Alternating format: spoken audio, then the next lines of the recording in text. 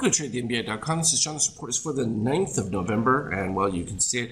A little bit of a stall out as we got back towards the highs towards the end of the day, but as you can see, still magenta well over yellow in the NBI and down to 2 from the reading in the white.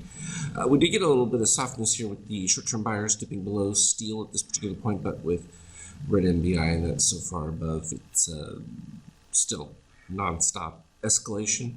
All positive extremes, so literally just a mark from lows right there, right around 46.13 as we were discussing before, but it's not going to be until the sell signal comes. And I mean, even with your NBI blue and red up here this high, no real likelihood of a crossover in the near term.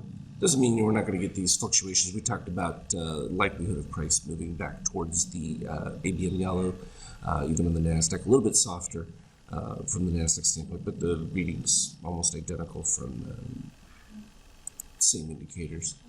Euro, absolutely nowhere.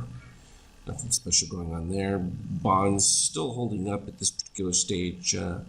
Literally, you would look for a market correction if you see interest rates rise, which would cause bond prices to fall here in this particular case from TLT. The ETF, and again, oil ETFs still staying at elevated prices, and the longer it stays up here, just the less likely this idea of transitory inflation is going to take place. That's an acceleration. Of course, Bitcoin had a huge takeoff here. Program loved that buy initially from the open, and popping all the way up there. It was pretty decent.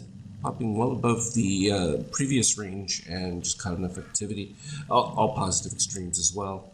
So we know the retrace is going to be right around that 62 range. Not until there's similar kind of reading that justify it, but needless to say, it's quite interesting to watch that. The 50K had recognized the weakness from back over here, and even though magenta rose above, really wasn't enough to push it, and then NBI white staying above. The only issue is you got to see white move above the red here, and that magenta continuing to fall. It hasn't happened yet, but if it does, I would expect that break to at least take us down to that 4,000 number, because that's the 50% actually, 4660. So right around the mid-range of the 4600 range. So that would be consistent with what you would typically get from that. And at that point, we would be able to see whether it's going to continue to break down from there.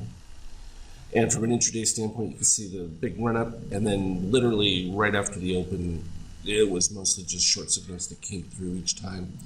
And I particularly like it when we get these weak points and you get these little pops. And anytime we move right above that 25 and then that magenta dips back below where white's leading, it's a good indication that you're going to get a nice move lower. And it's I usually attack those a little early.